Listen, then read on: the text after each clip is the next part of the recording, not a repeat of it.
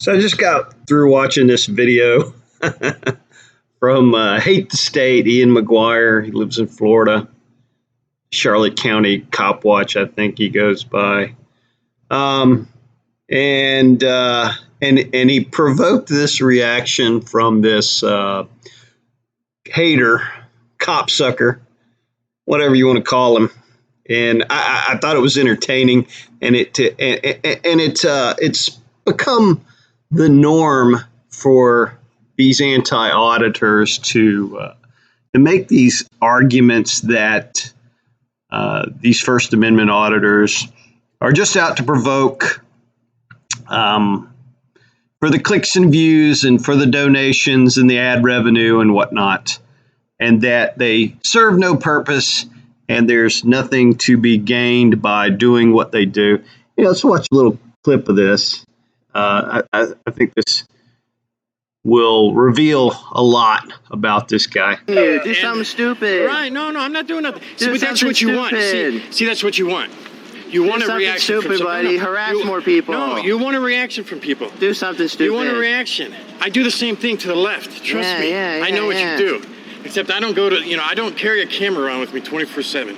This isn't my job. You go online. You carry a camera. Wait. It's my phone. You can't catch it. Take a look at that guy's bracelet. I mean, is that not a thin blue line bracelet that this guy's got on? These guys are so transparent. They're not very bright. He's trying to make a point, but the reality is that he sucks cop dangle day in and day out to the point where he's got to wear it on his body. Full professional set, and you go and you try to provoke a reaction from people, and then you put it on YouTube. You came up to me. And then you put it on YouTube, because I knew you would be here today. You came up to me, and then you put it on YouTube, and then you beg people. Did you not come up to me? He begs people to pay him money. Did you not come up to me, sir? He begs people to pay him money. This is what you do. Did you not come up to me? I'm asking. Sounds to me like this guy's just jealous. He wants the same gig. He wants to be able to get paid making videos or whatever. Who knows what it is. But the question remains, is this just a gimmick with these auditors, or do they serve a legitimate purpose? The argument typically goes, there's nothing to be gained by someone taking a camera inside a post office or a library or a public lobby and videotaping public servants in the line of their duties, and therefore it shouldn't be allowed, kind of thing. And these guys are just con artists. Their whole gimmick is to provoke reactions, wait for the police to be called, capture the content on video, upload it, collect the ad revenues, collect the donations and the clicks and views, etc. So therefore, First Amendment auditing, civil rights activism of this form is illegitimate, kind of thing. That's kind of how the argument goes. Let's break it down a little bit with the whole statement that you often see that there's nothing to be gained by doing what these guys do, right? The question of, is there anything to be gained by engaging in First Amendment auditing is a bogus question. It's kind of like asking, how does purple smell, right? Of course, there's nothing to be gained from something that you already have. You cannot gain what you already possess. So if you go from the assumption that First Amendment auditors, A, have the constitutional right to do what they're doing, and B, they're not doing anything legal, and, of course the argument can be made, well, they're disturbing the peace, this, that, the other. No, I'm talking about the guy who walks into a post office or a library or whatever, is minding his own business, doesn't say anything to anybody, isn't getting in anybody's way. The only thing that the individual is doing is filming, is videoing. All right. He's not breaking any laws.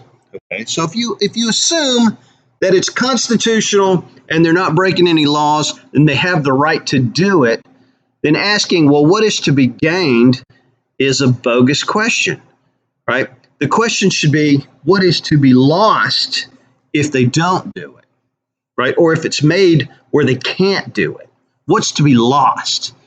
And you can absolutely lose something in this situation. You can lose your right to do this activity. And it's a slippery slope. Rights are like muscles. If you don't flex them, if you don't use them, then they atrophy away. You lose them. It's, so if we say, well, okay, they've got the right to do it. We agree that they're not doing anything illegal, but there's nothing to be gained. Therefore, they shouldn't be allowed to do it, right? And so let's just say we agree to that, and we decide that, we're going to outlaw it, right? So now you've eroded a civil right just a little bit, and then you say, okay, that's for the library. Well, okay, let's do the same thing for the post office, and we'll do the same thing for the municipal building, and we'll do the same thing for the DMV. And pretty soon, you can't film anywhere, right? It becomes the new norm that, you can't do it.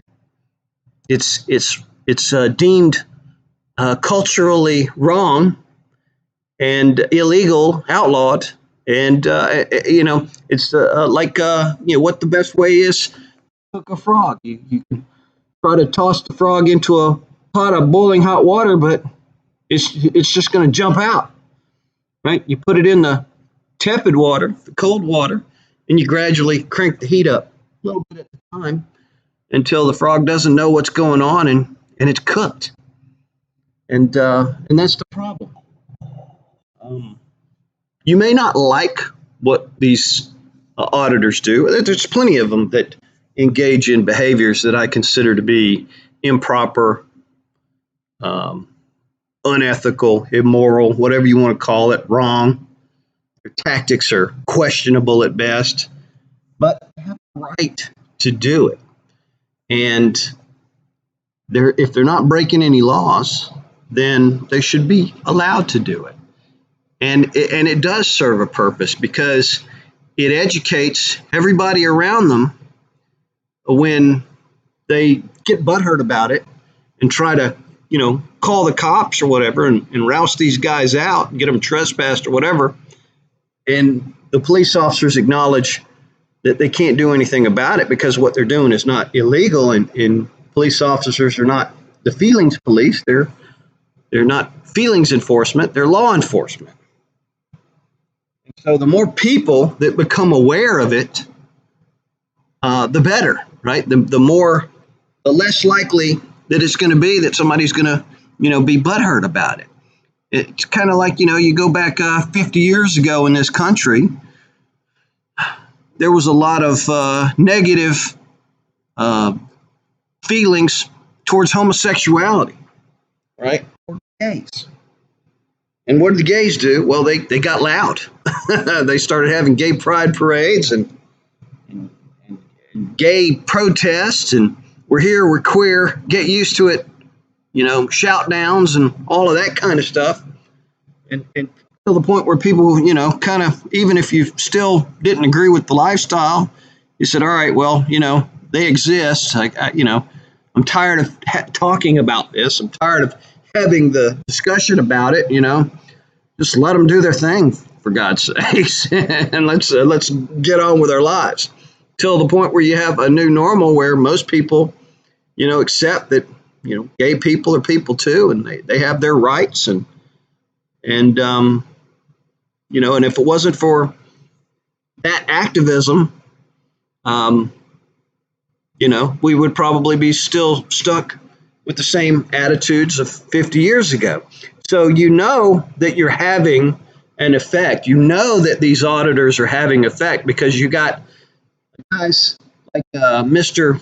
thin blue line bracelet wearing guy here who's basically butthurt about this guy doing his audits, you know, and making money off of it, and he's butthurt, you know, and so he's expressing his butthurt to the guy here.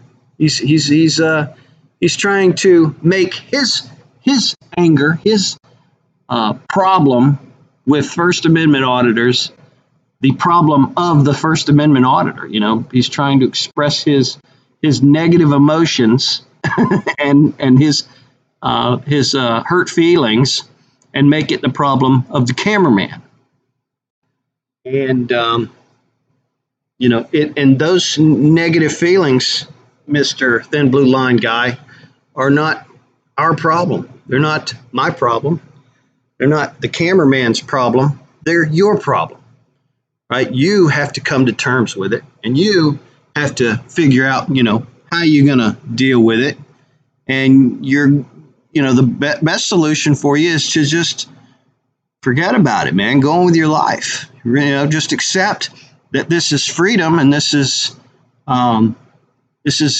their right to do, and quit giving them content if you don't like him making money off of it. Because now the irony is he's making money off your ass. You're causing him to get paid, dude, because you're so stupid that you gave the guy content that you obviously dislike, you obviously despise. Now you're on YouTube making money for the guy that you have a problem with. Well, how ironic is that? How are you so stupid? I don't know. I don't understand why these people are so dumb. But anyway, that's my little rant for today. You know, next time you see a First Amendment auditor, if you don't like them, you don't like what they do, maybe you should just walk away, go the other direction. Don't give them any content, right?